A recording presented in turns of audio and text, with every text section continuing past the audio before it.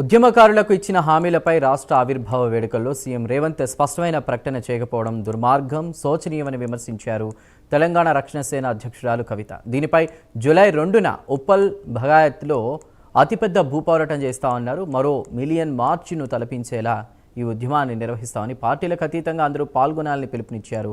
Party కార్యాలయంలో జాతీయ జెండా ఎగురవేసిన కవిత తెలంగాణ ఉద్యమానికి ప్రొఫెసర్ జయశంకర్ ఒక దిక్సూచిగా నిలిచారని అన్నారు. ఆగస్టు 6న జయశంకర్ జయంతిని ఉందని, ఆ లోపు విగ్రహాన్ని ఏర్పాటు చేయాలని డిమాండ్ చేశారు. తెలంగాణ ప్రభుత్వానికి రాసినటువంటి లేఖలు, ఇచ్చినటువంటి డిజైన్లను చూపిస్తా ఉన్నాను. నేను ప్రొఫెసర్ జయశంకర్ గారి విగ్రహాన్ని ఈ విధంగా ఉండాలి అని చెప్పి మేము ఇప్పుడు కాదు 2014 నుండి ప్రయత్నం చేస్తూ వచ్చినాం.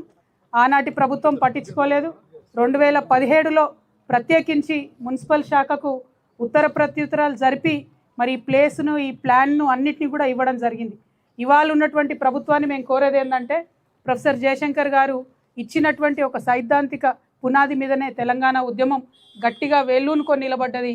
దాన్ని ముందుకు నడిపించినటువంటి చోదక శక్తులు, రాజకీయ శక్తులు ఉన్నప్పటికీ మరి సైద్ధాంతిక పునాది ఇచ్చినటువంటి ప్రొఫెసర్ జయశంకర్ గారి విగ్రహం మన రాష్ట్ర రాజధానిలో ఉండడం ఎంతైనా అవసరం. తెలంగాణ రాష్ట్ర ప్రభుత్వం ప్రొఫెసర్ జయశంకర్ గారి విగ్రహాన్ని హైదరాబాద్లో తక్షణమే ఏర్పాటు చేయాలని డిమాండ్ చేస్తూ ఉన్నాం.